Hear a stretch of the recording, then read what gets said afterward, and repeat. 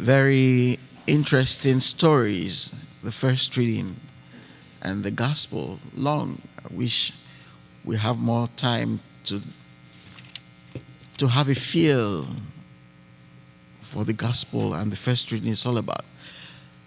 Remember, we have been reading from the book of Maccabees to encourage those who were tempted to abandon the religion of God.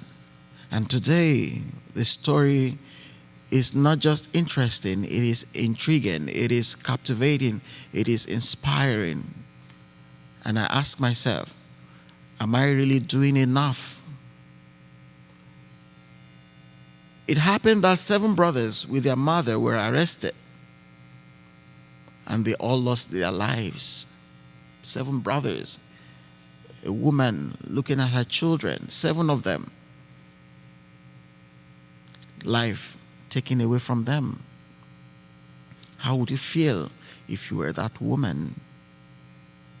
But interestingly, she was the one that encouraged the children to be courageous, to be bold.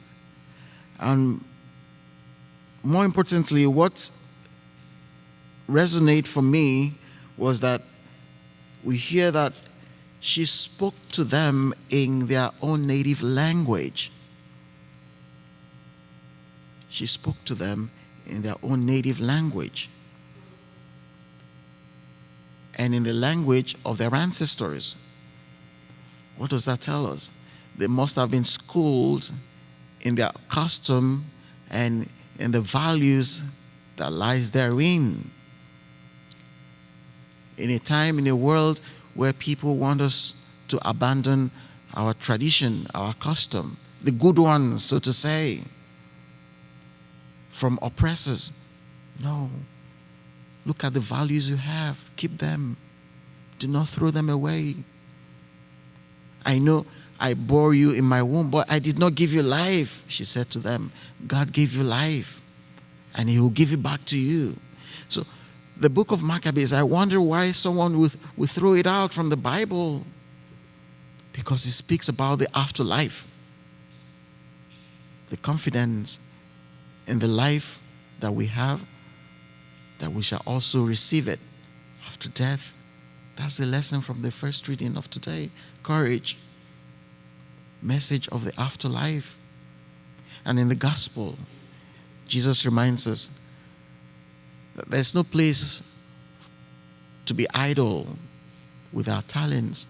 No spiritual laziness, no spiritual idleness should be entertained. We must keep working until He calls us. Do not say, well, after I'm going to die, after all, this world is going to come to an end, then go about not working. The second reading from last week Sunday, St. Paul tells them, if you do not work, you should not eat. Why wait for the perusia? Why wait for the final coming of Christ? Keep working. Keep working. Do not give up. Do not be frustrated. Do not despair. Keep going. Keep grinding. And that's the message. Keep working with the talents God has given you.